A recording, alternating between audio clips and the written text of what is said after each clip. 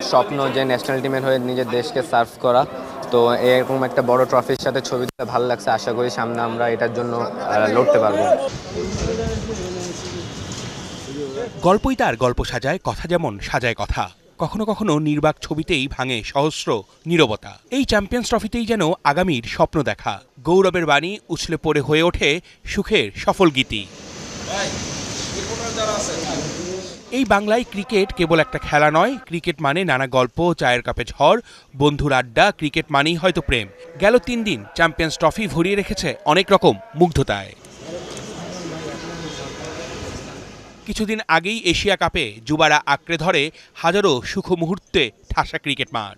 ভারতকে হারিয়ে চ্যাম্পিয়ন হওয়া সেই দলেরই সদস্য কালাম সিদ্দিকী অল ইন। কোনো একদিন বাংলাদেশের হয়ে ছিনিয়ে আনতে চান এমনই একটা বড় শিরোপা। স্বপ্ন যে ন্যাশনাল টিমের হয়ে নিজের দেশকে সার্ভ করা। তো এরকম একটা বড় ট্রফির সাথে ছবি তুলতে ভালো লাগছে। আশা করি সামনে আমরা এটার জন্য লড়তে পারবো।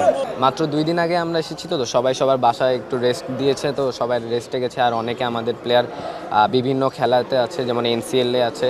তো এর জন্য আসতে পারিনি, একমাত্র আমি ঢাকায় ছিলাম দেখে আসতে পারছি। চ্যাম্পিয়ন্স ট্রফি মাঠে গড়াতে এখনো বাকি 2 মাস। ট্রফির বিশ্বভ্রমণে গেল 3 দিন বাংলাদেশে ছিল উন্মাদনা। কক্সবাজার সমুদ্র সৈকত, বসুন্ধরা শপিং মলের পর হোম অফ ক্রিকেটে চ্যাম্পিয়ন্স ট্রফি। উপস্থিত ছিলেন বিসিবির একাধিক কর্মকর্তা। বাংলাদেশ থেকে সাউথ আফ্রিকার উদ্দেশ্যে উড়াল দেবে চ্যাম্পিয়ন্স ট্রফি। সেখানে থাকবে 25 ডিসেম্বর পর্যন্ত। অর্ণব বাপি, ৭১।